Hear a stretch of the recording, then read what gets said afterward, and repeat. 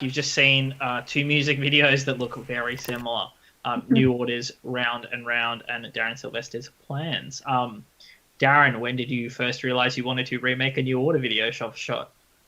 In the middle of like making, how am I going to make 5 videos for a new album? And you start to go like, I don't have any ideas. And so that was like one that just stuck with me. I think it was the idea of the narrative and the idea of like trying to get rid of that to a degree. I think that was the starting point, and that was like Round and Round always stuck with me. Against from rage times as a kid of just people imperviously staring back at you. Maybe that's the thing I've got. We've talked about before, like just the face being the hook, and I guess about that idea. You talk about the photograph of the models earlier, and the New Order one was these kind of like supermodels just staring blankly up, and someone would have had a meeting somewhere back in 1989 when that video was made to go, let's just do this, and that would have been enough. And similarly, I liked it because our New Order didn't really appear in their videos very often. It was always like something else, and I really enjoyed that. Mm-hmm. Yeah, I find that New Order video really interesting in terms of the way it's really on the cusp. I mean, you know, it's released in 1989, and it's that combination of it's got that real kind of like Herb Ritts aesthetic with the black and white and the models.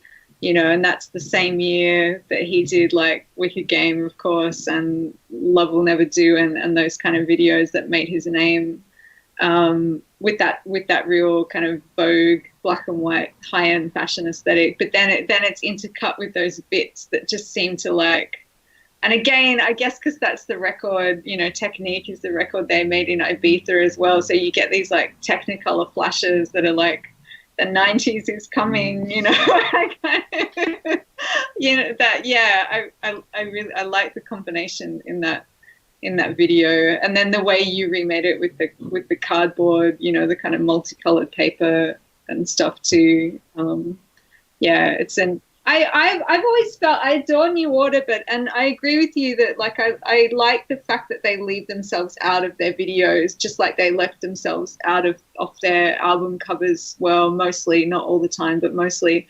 But I always feel like they never made a truly great video. They made some interesting ones, but there's not a single New Order video that like I really love. I don't know. That's just me, but. Yeah, and it could well be that thing of like what's missing in that is the same thing that I'm not putting in mind, is that you don't have that personality coming through all the time. I think maybe only Regret is the only one I can really think of where they're playing guitars and stuff in it, or World was also the Republic album, 92, where they're briefly in it, but it could well be that you're not making that connection between the artist and the visuals, perhaps. I've got people in the chat disagreeing vehemently with the statement that New Order did not make any good videos. I've got people saying Perfect Kiss, and someone has asked about Singularity. Yes, Perfect Kiss. Perfect Kiss is a yeah. That's the one. That's probably the one New Order video that I would defend on video grounds. But. And this may be another controversial statement, the thing I really dislike in the Perfect Kiss video is the kind of Ghost of Ian Curtis moment. I just like, that makes me cringe. I really dislike that. But, you know, yes, the Jonathan Demme Perfect Kiss video, I can see it is a good video. But, yeah, anyway. Sorry, everyone. Sorry, everyone. You're right, the Perfect Kiss video actually is pretty, yeah, with the band entirely playing. Yeah, that's a pretty incredible video. Yeah. That is a classic video. Come on. That is a classic video. I agree with that now that I think about it. That is a classic video. Darren, I gather based on not only that music video, but that you're a big New Order fan because of a work you did in 2008 called Drum Machine. Could you explain a bit? It was also featured in the Bizarre Love Triangle video, actually, as well. Oh. Yeah. So that was a photographic work of a drum machine, or was it a sculptural work? No, it's a real drum machine. Yeah. Yeah, so I mean, the drum machine came from, if you look up New Order BBC on YouTube, you'll see them playing Yes. BBC, and there's a time where Peter Hook's playing a crazy red drum machine, and essentially it was an instance where I wanted that drum machine for a record and then realized it never existed, and that kind of fueled into my own work, which is something that doesn't exist I want to bring back. And in that case, I learned that it was a Simmons prototype of a portable drum kit. It's a suitcase, and the idea was you could carry it with you. And Simmons Drums made 4 of them. They gave New Order 2, might have been Styx, or another American band got the other 2. And anyway, they were useless because they required 8 chords coming out of them into a drum module, into a floppy disk, into another thing. So they were not portable at all. But I found a guy in Germany who had the original diagram of it. And so he gave me the schematics of the construction of it, and I simply just had it remade. But yeah, that was like New Order, a big thing in that way, the drum machine aspect of things. My favorite New Order video, going back to the subject of TV rips and bootlegs that we were talking about earlier, is not one of their official music videos, but yeah, like I think it was an early version of Age of Consent that they did live at the BBC, and it features Barney in. He does it all wrong. He plays up the wrong chord. Yeah, they totally screw it up, and Barney's got like the shortest shorts you've ever seen. Like, it was clear. That's the one I'm talking about. That's yeah, the one you're talking about, right? That's amazing. Like, that's the perfect New Order video, and it wasn't an actual official music video. It's just a live performance, but it's great. Because Barney's I think he's on drugs and he's just not playing the chords right, and Peter Hook's really angry at him, and you can tell everyone's really angry at each other. Again, I think that would apply in a live cross. They would get to do it again or something like that, but I kind of like the aspect of their band. There's also, I guess, there's the famous kind of Top of the Pops version of Blue Monday they did, which is also like a really appallingly bad performance of the song, but it's kind of great because, again, like with Age of Consent, you know, they're trying to do all this early drum machine stuff live, and of course, famously, you know, people on Top of the Pops tended to just mime along to the track, but they insisted on doing it live, which of course was very hard at the time with all that early synth and drum machine technology. So they fuck it up really badly, but it's kind of great at the same time. It's admirably bad. Yeah.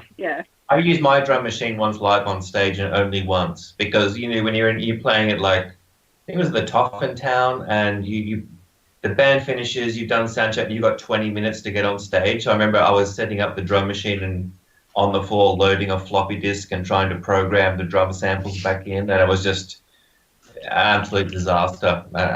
So same situation. But it's kind of like, I like that kind of like the foible of the New Order stuff sometimes, that it kind of tinkers a lot on the edge of destruction. Not anymore, but I think definitely in the 80s in the video clips and their performances it definitely was. I'm sure now they're a very slick machine. Yeah, a bit too slick.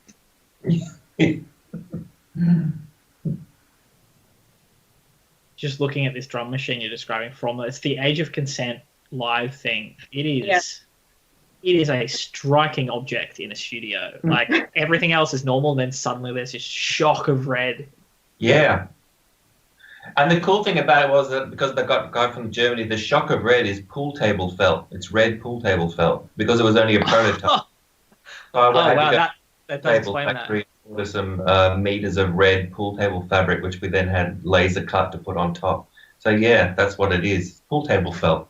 There's a bit of trivia for you. That's a good bit of trivia. It's it certainly looks like a unique instrument. One of the best instruments made with pool felt, shall we say?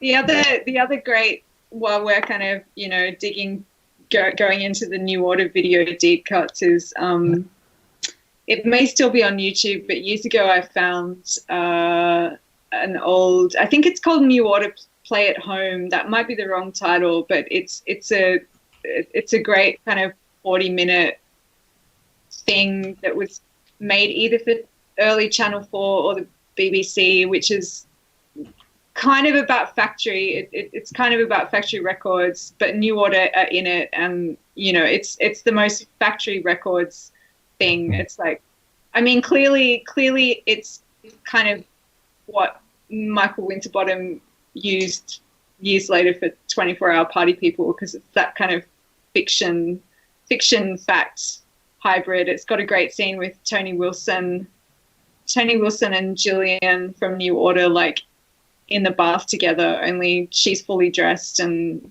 he's naked, and they're interviewing each other in the bath. It's great. I highly recommend it. It sounds like a very coronavirus kind of live stream. New Order and factory records at home in the bathtub.